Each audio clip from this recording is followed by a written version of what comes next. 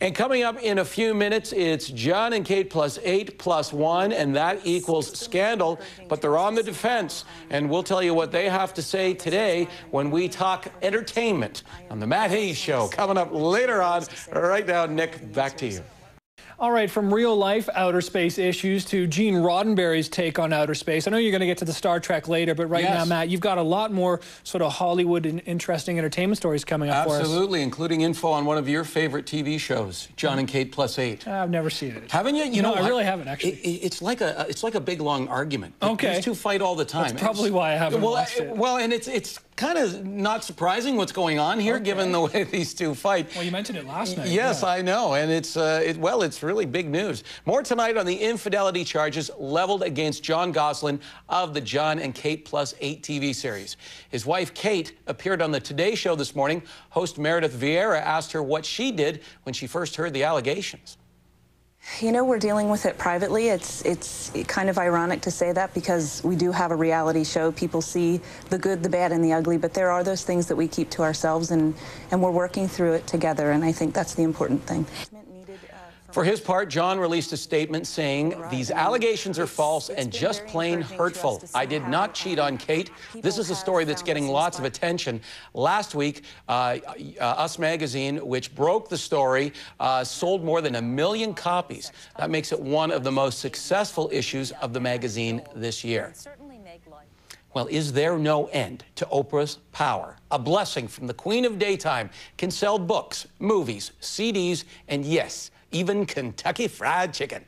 On her website Tuesday, the talk show host gave away free coupons for KFC's new grilled chicken meal. Apparently, people swamped the restaurants, just like this one in Texas, hoping for a free meal.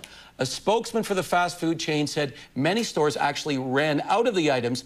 It also caused a bit of a controversy after KFC said they weren't going to honor the coupons. I guess they just chickened out. The connection of Oprah and KFC kind of surprises me because she's always, you know, dieting, ballooning, and just driving people to KFC, even if it was for the grilled chicken meal. You haven't heard of Oprah's big bucket diet? I think that's what she's on half the time. Hey, it's delicious. I used to work for the Colonel, actually. Oh, did you? I do know the recipe. So you know the secret recipe. I do. And if I told you, I'd have to kill you. You probably would. Let's not go and I there would. then. Yeah, okay. Marlee Matlin is the latest addition to Hollywood's Walk of Fame. The 43-year-old actress received the star just 3 weeks after her autobiography, I'll Scream Later, hit store shelves. While Matlin has enjoyed an extensive acting career, she's best known for the film that won her a Best Actress Oscar, Children of a Lesser God. And she won a trivia note as the youngest winner ever of the Best Actress Oscar. She was just 21 when she won. Well, he's famous for reviving Batman and going ballistic on the set of his new film, Terminator Salvation. Now, Christian Bale is setting the rules for anyone wanting to talk to him about his new movie. If reporters want to interview him, they can't ask him about the meltdown. Or else, I guess he'll just have a meltdown. The Japanese have apparently no problem with the way the film Angels and Demons depicts the Vatican. Hollywood heavyweights Tom Hanks and Ron Howard were greeted by screaming fans today in Tokyo when they attended the Japanese premiere of the film. Before the film's premiere, Hanks and Howard were forced to defend the film from critics who say that it smears the Catholic Church.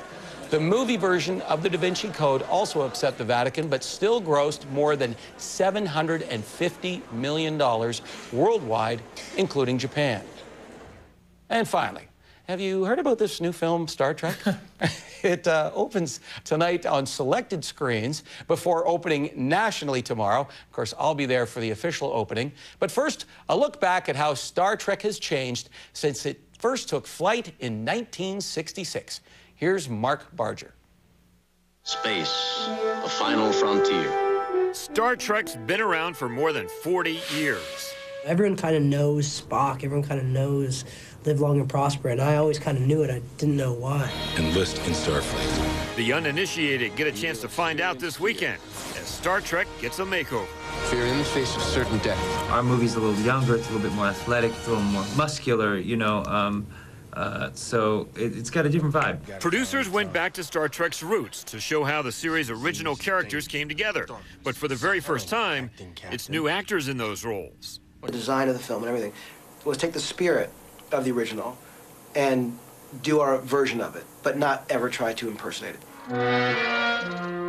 That was especially tough with the very mockable main character, Captain Kirk, a role personified by William Shatner. My fear was having an actor come in, you know, who would speak like this, and all of a sudden you'd be like, oh, come on, you're just trying to do something that, like, you can't recreate that. You at least want to know my name before you completely reject me? The challenge of becoming the new Captain Kirk fell to Chris Pine. It's Jim Kirk. It's a big, pressure-filled situation. You have that on top of the fact that you have passionate, protective fans that will be nitpicking every single thing you do. I have a fix on it, Captain. Trek's other iconic role, Mr. Spock, went to Heroes' resident bad guy, Zachary Quinto. How did you manage to beam aboard this ship? The physical transformation was pretty extensive for me, but, you know, very valuable. Studio executives hope Star Trek's transformation proves just as valuable. Fire everything! Since 1966, and now about to go bigger than ever. A little trip down memory lane for you there. Yeah. Now, are you going to see I was the movie? 9 in 1966. How about you? Not born. Not even close. Now, let me ask, are you going to see the movie tonight, or are you going to see it tomorrow night? Because I know it's playing in some places around here tonight. I'm going to see it tomorrow night. Tomorrow. Yes, okay. I'll be there for the news, and then I'll go right in and see it after. Just like you said, one more sleep. Oh, yeah. All right, when we come back, Mark Hebscher, he'll be on the other side of the desk with more on the possibility that an NHL team may be coming here.